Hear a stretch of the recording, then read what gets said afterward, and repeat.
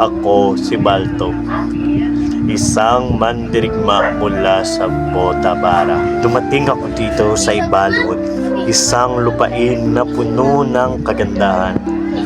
Ngunit meron ring unti ng panganib.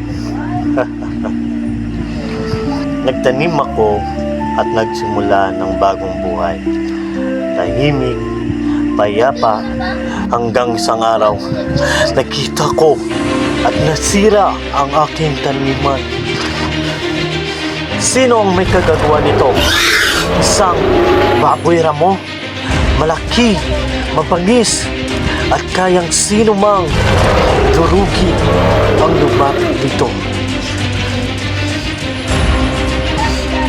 Ngunit hindi ako matras. Kinuha ko ang aking sibat at sumubot ako. Matindi ang aming labanan hanggang tuluyan o siyang mapaslang. Muli nanambalik ang kapayapaan sa Ibalod. At mula noon ako'y tinawag nilang bayani.